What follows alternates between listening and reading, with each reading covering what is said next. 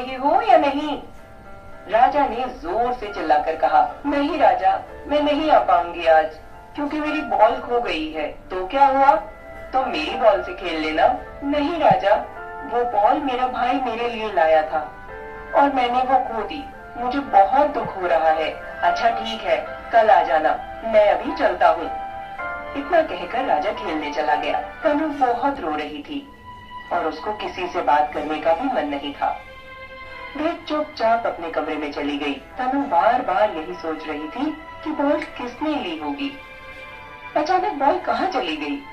इतने में आवाज आती है, तनु चलो खाना खा लो। नहीं माँ, मुझे भूख नहीं है। क्या हुआ बेटा? भैया जो बॉल मेरे लिए लाए थे वो खो गई है। कोई बात नहीं बेटा, हम दूसरी बॉल ले आएंगे। नहीं माँ, मुझे वही बॉल चाहिए। इतना कहते कहते तनु माँ से चिपक कर रोने लगी। माँ, मुझे वह बॉल बहुत पसंद थी, मुझे वही बॉल चाहिए। माँ ने कहा, तनु बेटा रो नहीं, कहा ना हम दूसरी बॉल ले लेंगे। चलो अभी तुम खाना खाओ, कल देखते हैं। फिर तनु अनमने मन से माँ के साथ चली गई और थोड़ा बहुत खाना खाकर वापस अपने कमरे में लौट आई और बिस्तर पर लेटकर रोते रोते उसकी आंख लग गई। एक दिन तनु की दूसरी फ्रेंड ने बताया कि तनु के पास जो बॉल थी, बिल्कुल वैसी ही बॉल उसने पिंकी के पास देखी। तब तनु को अचानक याद आया कि पिंकी ने उस बॉल के लिए तनु से कई बार पूछा था। तनु की बॉल उसकी फ्रेंड पिंकी को बहुत पसंद थी। पिंकी ने कई बार तनु से बॉल मांगी पर तनु ने नहीं दी। तो एक दिन पिंकी चुपके से तनु की बॉल चुराकर अपने घर ले आई और बहुत खुश हुई। पर जब से वह बॉल चुराकर लाई थी, वह बॉल एक जगह रहती ही नहीं थी।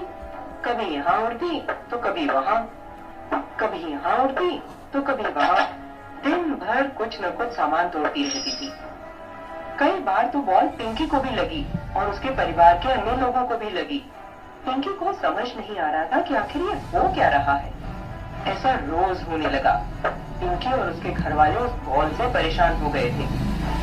पिंकी की माँ ने कहा, पिंकी, यह बॉल कहाँ से उठाकर लाई हो? घर का सारा सामान तोड़ चुकी है। पिंकी ने सोचा कि इसको रात में बाहर फेंक दूंगी, किसी को पता भी नहीं चलेगा।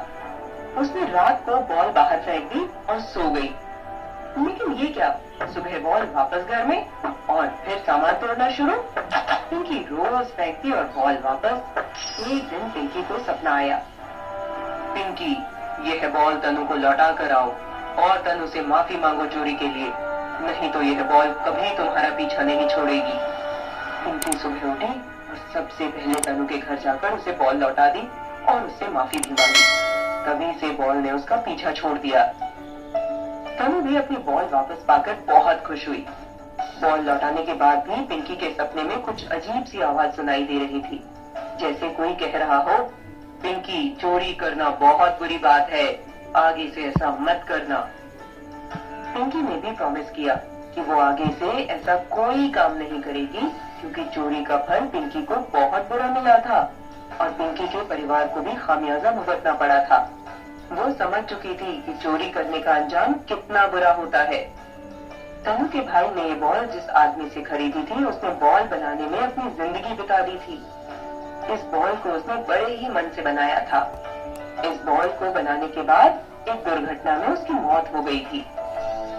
जब पिंकी ने उन अजीबोगरीब आवाजों के बारे में तनु को बताया, तो तनु और उसकी फैमिली को यह लगा कि यह आवाज शायद उसी आदमी की हो, क्योंकि उसको इस बॉल से बहुत लगाव था। और उस आदमी की मृत्यु हो गई तो शायद उसकी आत्मा आज भी उस बॉल के साथ हो, लेकिन उस बॉल ने तनु या उसकी फैमिली को कोई नुकसान नहीं पहुंचाया। फिर कुछ दिनों बाद सभी इस बात को भूल गए और खुशी के साथ जीवन व्यतीत करने लगे।